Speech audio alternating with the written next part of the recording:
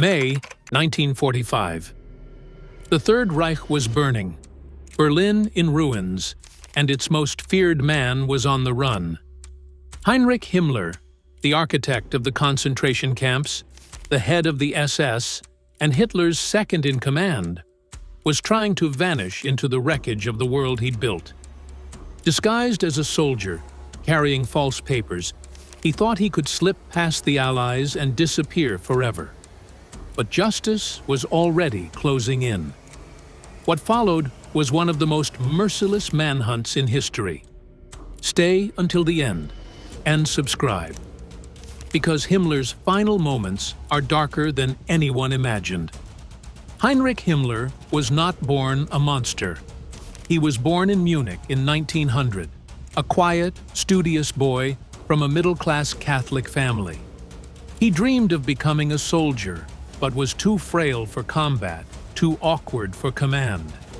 After World War I, while Germany reeled from humiliation and poverty, Himmler found purpose in extremism. He joined the early Nazi movement not for glory, but for belonging.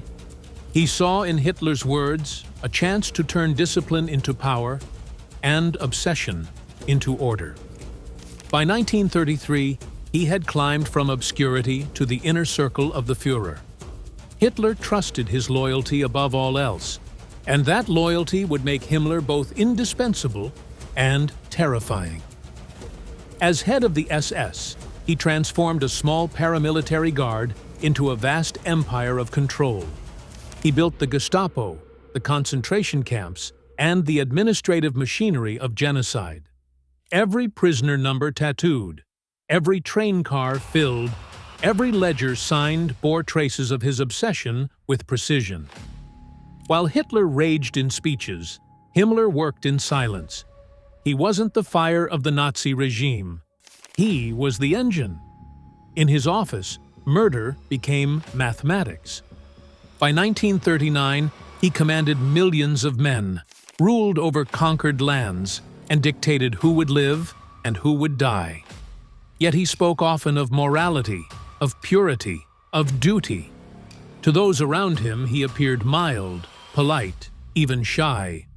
That contradiction made him more dangerous than any uniformed killer. He represented the banality of evil itself. When the war turned against Germany, he still believed in victory through extermination. And while the Reich fell apart, Himmler's power only grew, feeding on desperation. But as the Allies closed in and the bodies piled higher, the man who once demanded absolute obedience would soon discover what it meant to be hunted. By the start of 1945, Heinrich Himmler's empire was collapsing around him. The walls of the Reich were caving in, and the man who once ruled Europe through fear began to realize that his power, like his ideology, was built on a lie. The Soviet army was tearing through Poland, exposing the concentration camps he swore could never be found. The Americans were rolling across the Rhine, and British bombers were reducing German cities to ash. The war Himmler had promised would last 1,000 years was now ending in months, and with it, his carefully constructed world of control. For the first time in his life, the man who commanded death began to fear his own. Even as defeat loomed, Himmler refused to face reality. From his headquarters in Berlin, he issued delusional orders, calling for phantom divisions, demanding that civilians fight to the last bullet, and insisting that faith in victory would bring divine intervention. But privately, his tone shifted. He began hoarding documents, burning archives, and sending coded messages to neutral countries. In April 1945, while Hitler was sealed inside his bunker, Himmler secretly opened lines of communication with the West. He used intermediaries in Sweden and Switzerland to approach the Allies, pretending he wanted to negotiate peace on behalf of Germany. His proposal was self-serving. Germany would surrender to Britain and America, but continue fighting the Soviets. It was a desperate attempt to save himself under the guise of diplomacy. When word of Himmler's betrayal reached Hitler on April 28th, it ignited one of the Führer's final rages. The man he had trusted above all others, the faithful Heinrich, had turned traitor. Hitler immediately expelled him from the Nazi Party, stripped him of every title, and ordered his arrest on sight. Within 48 hours, Hitler would be dead by his own hand. But in those final hours, his last words about Himmler were bitter and prophetic. "He has betrayed me, like the rest." Now, the hunter had become the hunted. The Allies had his name, his face, and his crimes. Soviet officers wanted him for the extermination of their captured soldiers. The British wanted him for the concentration camps. The Americans wanted him for the Gestapo's torture chambers and the murder of millions. Himmler's face was broadcast across Europe, his name spoken with disgust in languages that shared nothing else in common. For the first time, every power in the war was united against him. But Himmler refused to accept the inevitability of justice. He believed he was too valuable, too powerful to be executed. He convinced himself that the Western Allies would see him as a necessary man, someone who could rebuild order in post-war Germany. After all, he had files, names, intelligence. He still thought he could negotiate his way into survival. That arrogance would seal his fate. As Berlin fell and the last remnants of the SS disintegrated, Himmler slipped away under a false identity. The man who once ordered the rounding up of millions now carried forged papers under the name Heinrich Himmler, a wounded corporal of the regular army. He grew a beard, donned an eye patch, and carried a false discharge certificate. To the world, the Reichsführer SS had vanished. But to the Allies, the manhunt had just begun. He traveled north through the wreckage of Germany, surrounded by chaos. Entire divisions wandered aimlessly, refugees starved by the roadside, and Allied patrols scoured the countryside for fleeing officers. Himmler's convoy of 3 men crept through this wasteland, avoiding main roads and checkpoints. They slept in barns, bartered food with peasants, and prayed that no one would recognize his face. He carried cyanide capsules hidden in his clothing, just in case the unthinkable happened. For the first time, Heinrich Himmler was afraid. The master of order was now swallowed by the very chaos he had unleashed. Every mile he traveled was a race against vengeance, and the world was closing in fast. By mid-May 1945, Germany was no longer a country. It was rubble stitched together by defeat. Smoke rose from cities that no longer had names, only ruins.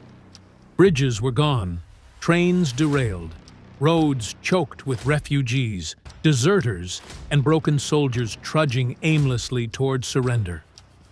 Somewhere among them moved Heinrich Himmler, the man who once held absolute power over life and death. The uniform that once commanded obedience now served only as camouflage. He was dressed as a low-ranking soldier of the Feldgendarmerie, the military police, carrying forged papers that identified him as Sergeant Heinrich Himmler. To anyone glancing twice, he looked like 100 other desperate men trying to disappear. Himmler's small group, 2 loyal aides, Werner Grothmann and Heinz Macker, traveled mostly by night. They followed back roads, waded through rivers to avoid patrols, and slept in ditches when they had to. In his coat pocket, Himmler carried what little he could not leave behind: a small notebook, a rosary, a cyanide capsule, and his delusions of importance. Even in hiding, he refused to believe he was finished. To his companions, he insisted that once he reached the British lines, he could speak with authority and make arrangements. He imagined himself negotiating the future of Europe, as if the world still feared his power. But the days of fear were gone. The Allies were hunting him, not to hear his offers, but to make sure he never gave another order again.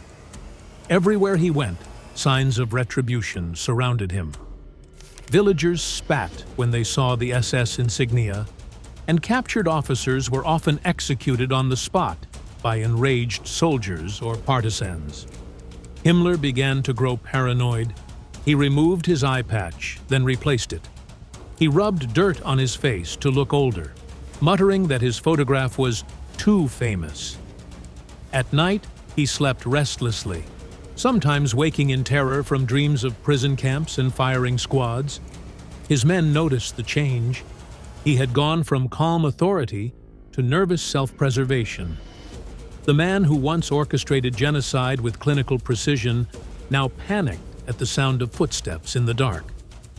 As they moved through Lower Saxony, checkpoints became unavoidable. Allied soldiers were everywhere. British, American, even former POWs now serving as translators. The Allies had released directives to capture or kill high-ranking Nazis attempting to flee. Posters showed Himmler's round spectacles and cold stare, marking him as one of the top fugitives of the Reich. He couldn't stay hidden forever. Each day that passed, the net drew tighter.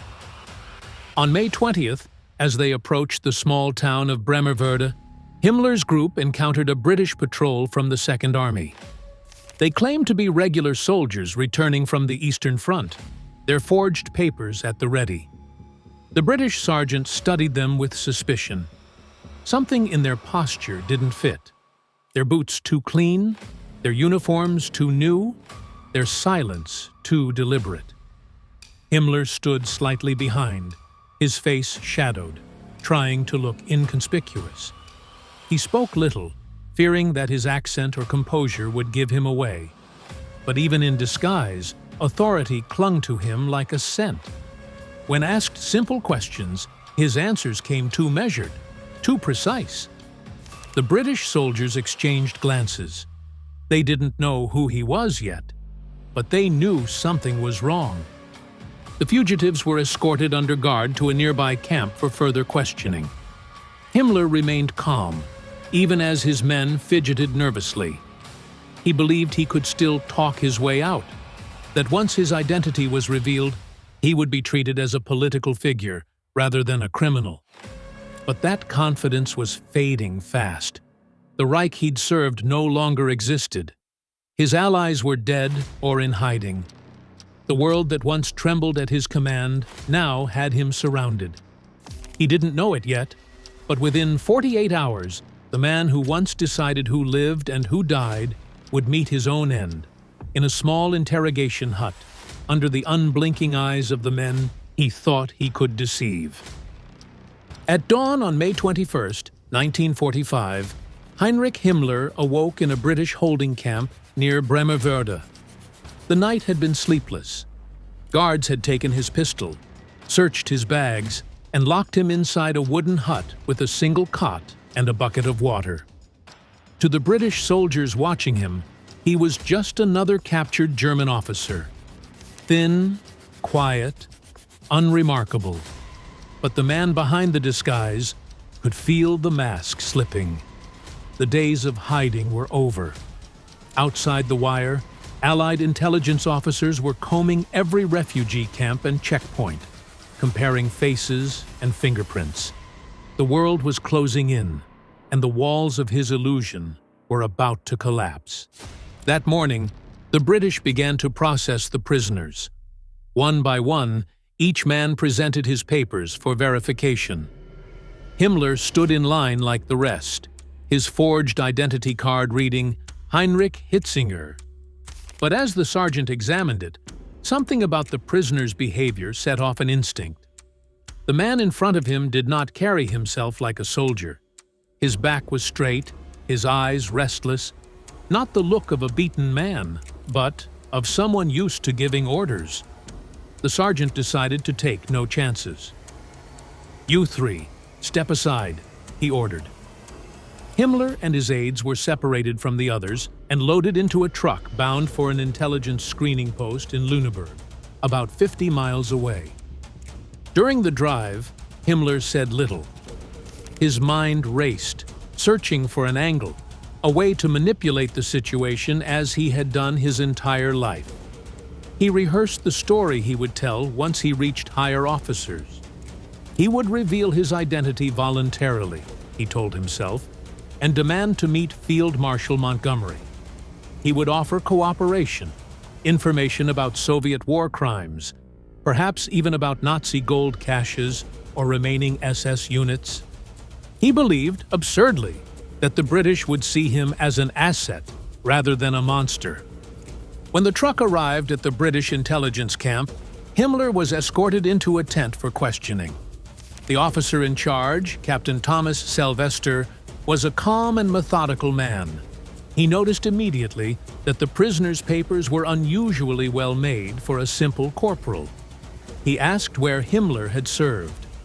The man's answers came too smoothly, too quickly. Sylvester leaned forward and studied him in silence. "Remove your glasses," he said. The prisoner hesitated. Then, with a nervous motion, he complied. Sylvester's eyes widened. Beneath the grime and exhaustion, the features were unmistakable. The thin lips, the hollow cheeks, the pale eyes behind wire frames. "Who are you?" Sylvester demanded. For a moment, there was silence. Then the prisoner spoke softly in German. "I am Heinrich Himmler." The tent froze. The soldiers standing nearby stared in disbelief.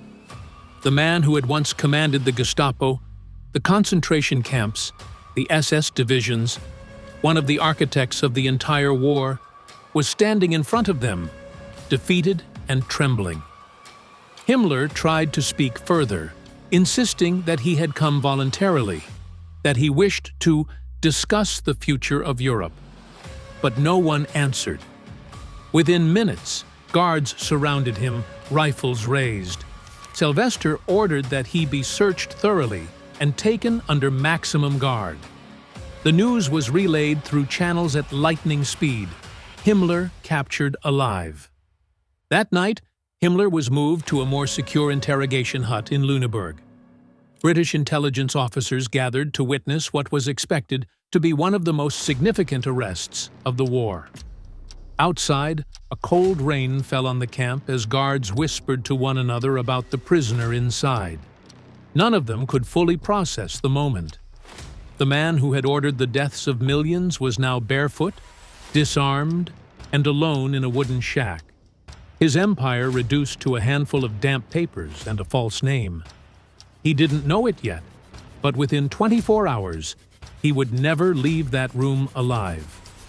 Inside the interrogation hut at Lüneburg, the atmosphere was heavy with disbelief. British officers gathered around the table, staring at the pale, bespectacled man who had terrorized Europe for over a decade. Heinrich Himmler sat upright, his hands folded neatly, attempting to project calm authority. Even now, he tried to dictate the terms of his capture. He requested to meet Field Marshal Montgomery personally, claiming he could provide intelligence vital to Europe's stability. The officers ignored him. To them, he wasn't a prisoner of war. He was the architect of genocide. Captain Thomas Sylvester ordered a full medical examination before any questioning began. Himmler, still trying to maintain dignity, complied until the doctor told him to open his mouth. He hesitated. The British had been warned that many high-ranking Nazis carried poison capsules. "Open up," the doctor repeated. Himmler clenched his jaw, shaking his head slightly. A guard stepped forward. The doctor reached for his chin, and in that instant, Himmler bit down hard. There was a faint crack, followed by a hiss of gas and a choking sound. Himmler's body jerked violently, his face turning ashen. Foam spilled from his lips as he collapsed to the floor, convulsing. The guards shouted, trying to pry his mouth open, but it was too late. Within 15 seconds, the man who once commanded life and death was dead by his own hand. The stench of bitter almonds, cyanide, filled the small room. The soldiers stepped back in stunned silence. One muttered, "He's gone." Just like that. For a moment, the hut was still except for the rain hitting the roof. The doctor checked for a pulse, then straightened and said quietly, "Heinrich Himmler is dead." The guards stood frozen, staring at the lifeless body. No trial, no testimony, no reckoning. Outside, thunder rolled across the night sky as word spread through the camp. The hunt was over, not with an execution, but with a coward's escape. Himmler had chosen poison over justice, death over judgment. The man who preached loyalty and sacrifice had died exactly as he lived, hiding behind control, denying others the chance to speak. And in that silence, his victims were left to tell the story he refused to face. By morning, the news of Himmler's death had spread through the Allied command like wildfire. The man who once controlled every secret police file, every concentration camp, every death list, had cheated the gallows. British intelligence officers filed into the hut one by one to see it for themselves. The pale corpse of a man who had imagined himself a god. His glasses were still on his face, fogged with condensation. His lips were blue, his jaw stiffened in defiance. A single cyanide capsule, cracked between his teeth, had ended one of history's most monstrous lives. An official report was written immediately. It stated simply, "The prisoner took poison and died instantly." But the truth was more complicated. The British weren't ready for Himmler's death. They had wanted him alive, to testify, to reveal the machinery of the Reich from within. His suicide robbed them of that opportunity. There would be no confession, no remorse, no courtroom closure. The most powerful architect of the Holocaust had left behind nothing but silence. The body was examined under lamplight. British medical officers searched his mouth, finding shards of glass and traces of cyanide. His fingernails were clean. His uniform, stripped of insignia, was carefully photographed. They documented every detail: the mole beneath his eye, the initials on his undergarments, the mark of his false papers. Then, without ceremony, his body was placed in a simple wooden coffin. There were no prayers, no flags, no recognition of rank. Late that night, a military truck rumbled down a dirt road outside Lüneburg. Inside the back, beneath a canvas cover, lay the coffin of Heinrich Himmler. It stopped in a patch of woodland. Under strict orders, British soldiers dug a shallow grave. No one spoke. When the hole was ready, the coffin was lowered into the earth. A thin layer of quicklime was poured over it, then dirt, until there was no sign of what lay beneath. No cross, no marker, no trace. Only the officers present knew the exact spot, and they never revealed it. By dawn, Himmler had vanished as completely as the Reich he helped build. His empire of terror had crumbled, his name cursed across continents. The Allies destroyed his documents, scattered his ashes, and sealed his memory in reports stamped top secret. Yet his ghost lingered, not in shrines or monuments, but in the haunted silence of the places he created. Auschwitz, Dachau, Treblinka. In those ruins, the consequences of his power still whispered through time. The man who wanted to be remembered as Germany's savior would instead be remembered as its darkest shadow. By the time Himmler's grave was covered, a new battle had begun. One not fought with bullets, but with truth. The Allies faced an enormous task, proving the crimes he orchestrated. The evidence was overwhelming: photographs, survivor testimonies, and camp records. But without Himmler alive to face trial, justice felt incomplete.